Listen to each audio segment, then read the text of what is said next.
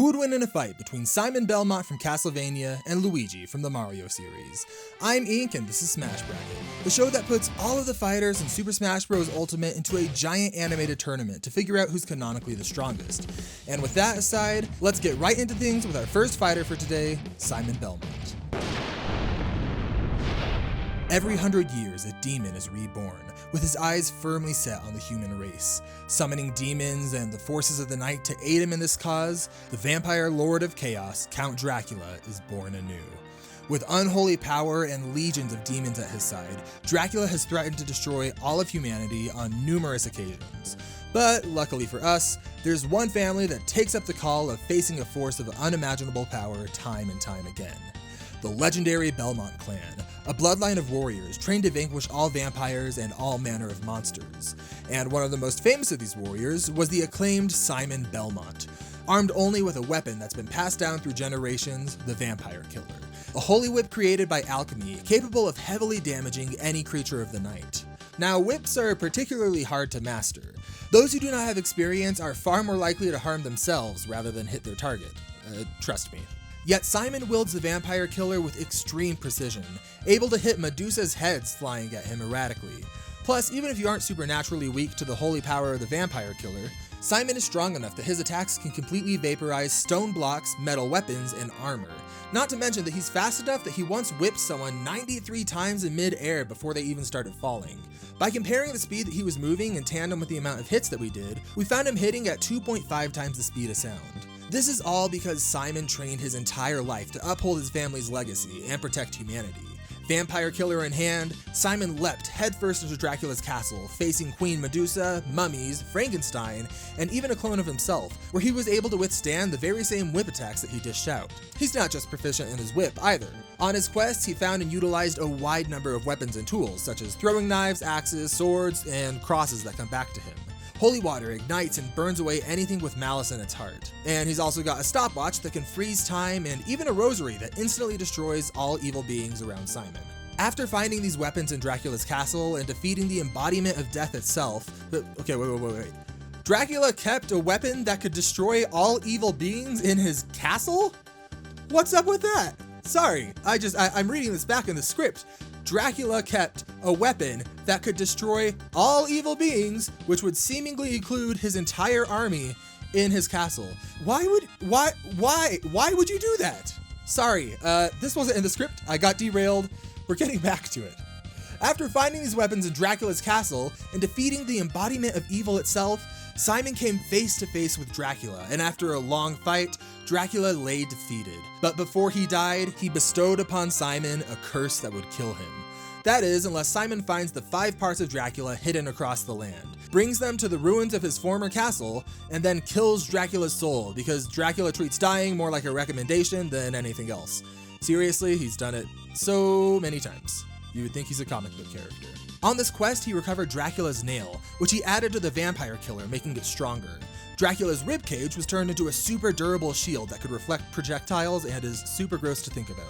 There's also Dracula's ring and heart, which don't really do much unless you look at later games in the series, in which case they can increase Simon's luck and intelligence stat, and can grant immunity to curses. And finally, there's Dracula's eyeball, which lets him see hidden objects in walls, such as a fully cooked chicken. Okay, so Simon eats this and it fully heals him, but we've got Dracula hiding a rosary that kills all evil demons, and that's somehow only the second weirdest thing in his castle. What is going on with this place? Oh my gosh. Look, Simon is one of video games' first protagonists, so his arsenal is incredibly large since he's been around forever. He has a crystal that lets him see invisible beings, another that turns him invisible, and even a golden dagger that stuns his opponents, which lets him attack with another golden dagger, which lets him attack with another golden dagger, you get the point. Simon is always willing to rise up and face the forces that threaten humanity, and will do whatever it takes to win, even if it involves absolutely styling on Dracula, like the time he used his awesome skateboarding skills to shred all over Dracula, dude. Ooh, kill him. Ooh, kill him. Ooh. This is just perfect. I have no notes on this. Regardless of the occasion, Simon returns to Dracula and asks, "How many times do I have to teach you this lesson, old man?" Now, it doesn't matter what you throw at Simon, let's be honest. He'll keep moving forward regardless, because whatever's set in his way isn't enough to stop him. Set everything on fire to burn him alive? Business as usual. Try to crush him to death with an Iron Maiden? Yeah, he'll walk it off. Stab him through the torso? 'Tis but a flesh wound. Simon Belmont keeps going because he knows that if he doesn't, no one frickin' else can. And that is what makes Simon so special. He comes from a line of vampire hunters, but he does his very best to uphold his family himself. He walked into Dracula's castle, which for the vast majority of humans is certain death. He was armed with only a whip and his training in his will, yet he was the only one left standing after the dust settled. Simon Belmont, I hardly know her Belmont. There's some lands in gaming that just cannot catch a break. Whether you're talking about Mobius, Hyrule, or Popstar, these lands seem to invite devastation. And there isn't a better example of this constant cycle of chaos than the Mushroom Kingdom. Every other week, it seems to be under siege by a fire-breathing dragon turtle, an alien mushroom princess, or some other monster of the week. Every time it's under siege, though, one plumber stands tall in the face of danger, and the other can be found in the shadow, fearing for his life. Welcome, the Mario Brothers! Yay! This iconic duo has gone on countless adventures together, fighting time and time again to not only protect the Mushroom Kingdom, but to protect anyone who needs a hand. And although I think we all know that one brother has answered the call to action far more than the other, what happens when this titular and courageous plumber goes missing? No, the other time. There we go. One day, Luigi received a letter telling him that he won a contest for a free mansion that he never signed up for. Not questioning at all, I mean, that seems perfectly legit, Luigi went to the mansion located ominously in the middle of the woods, hoping to meet up with Mario when he got there. However, upon Luigi's arrival at the mansion, he wasn't greeted by his dear old brother. No. What he found was hordes of ghosts. Go figure, in a freaking haunted woods. And unsurprisingly, the mansion itself was haunted as well. The contest was a scam to trap Mario by the sinister King Boo. You know, the old fake mansion scam. Yeah, he pulled that one out.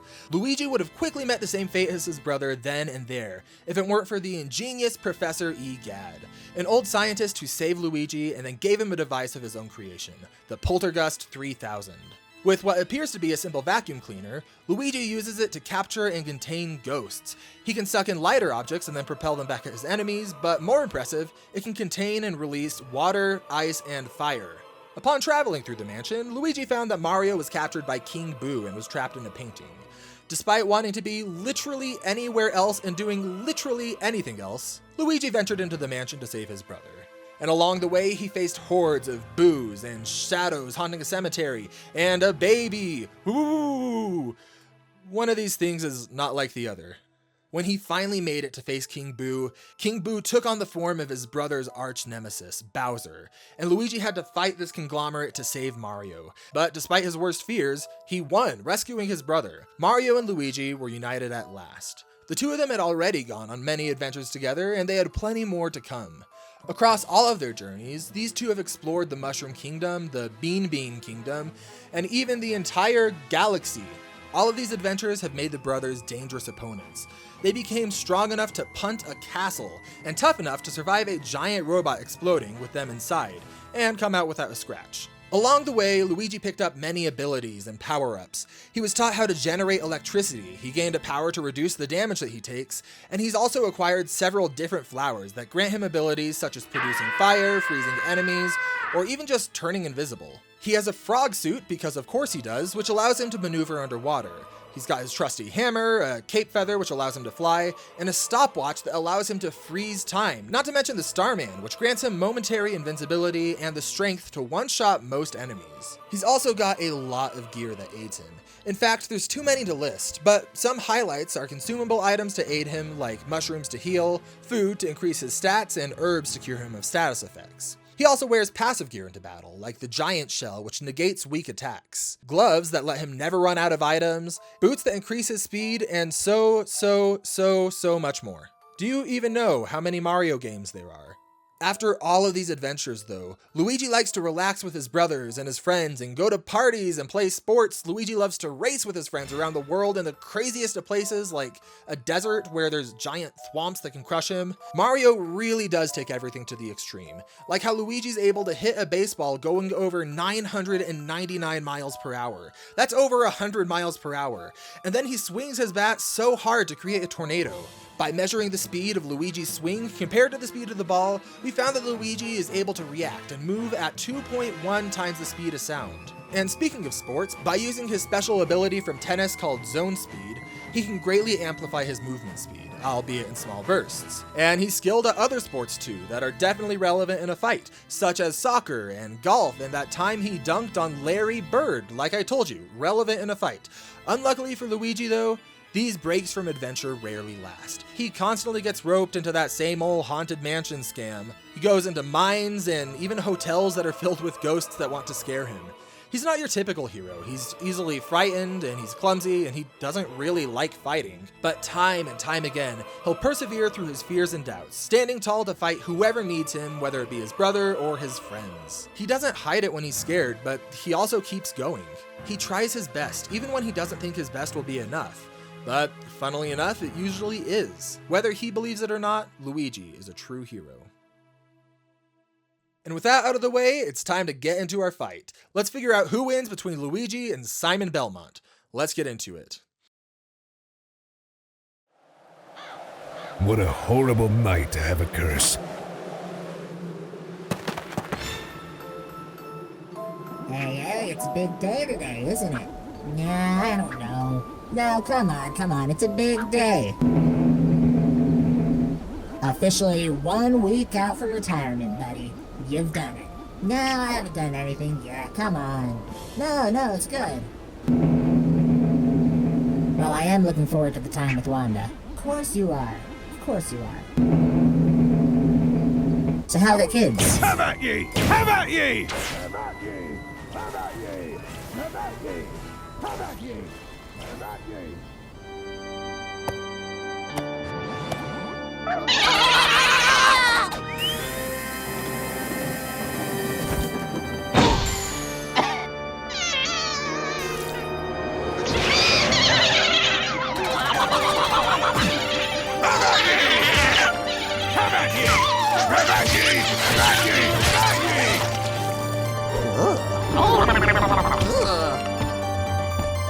Foul phantasm of the night! Have at ye!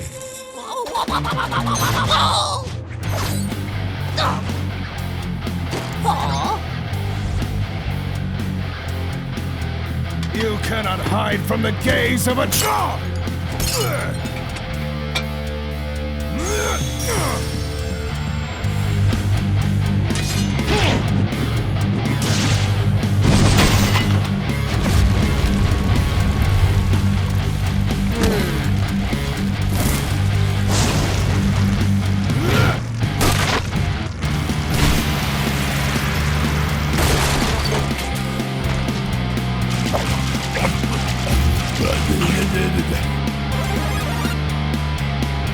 What are you?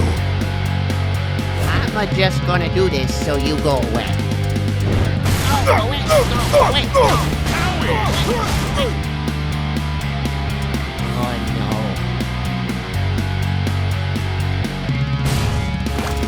Be gone, green creature!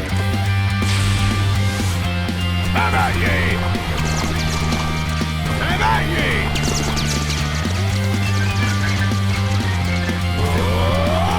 Have at ye!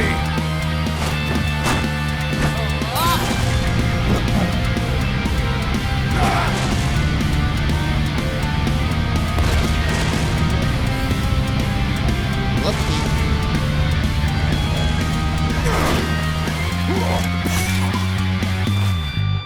I know not who you are, but hear me now. I am Simon Belmont, descendant of Christopher Belmont, and bane of all evil in this world. And know this, by my hand, you shall fall!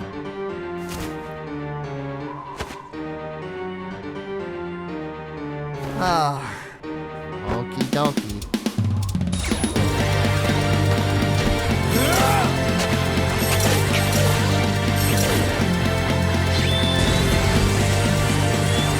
Until my dying breath, I will not yield!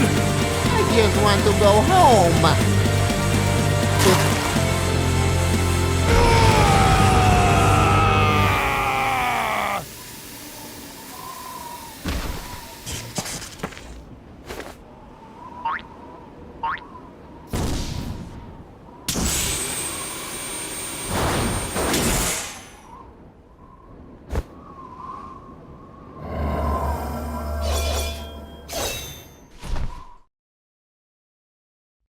And there you go! I really wish that I could say this was a tough debate, but honestly, this matchup can be described as Luigi wins by doing absolutely nothing.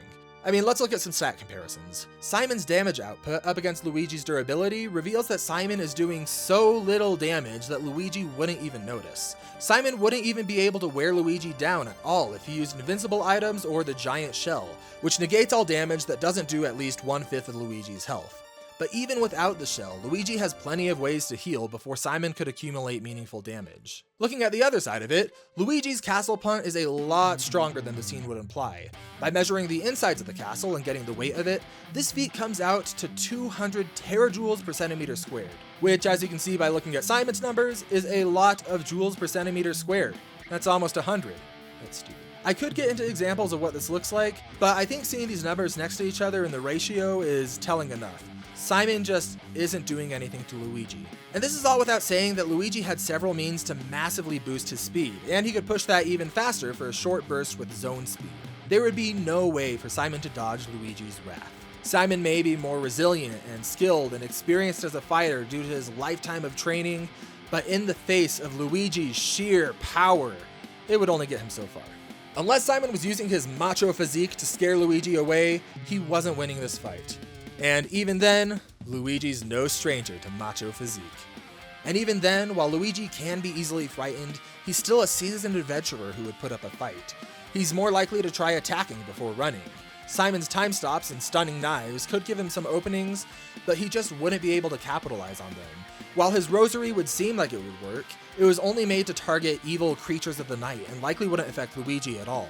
But again, all of that's ignoring Luigi doing literally anything, or even considering the full versatility of Luigi's items and abilities, which could match and even surpass Simon's. As soon as Luigi goes on the offensive, the fight is over. I said it earlier, but I think the takeaway here is Luigi can win by doing absolutely nothing. With that said, Luigi is our winner and will be moving on to the next round of the Smash Bracket. Next time on the Smash Bracket.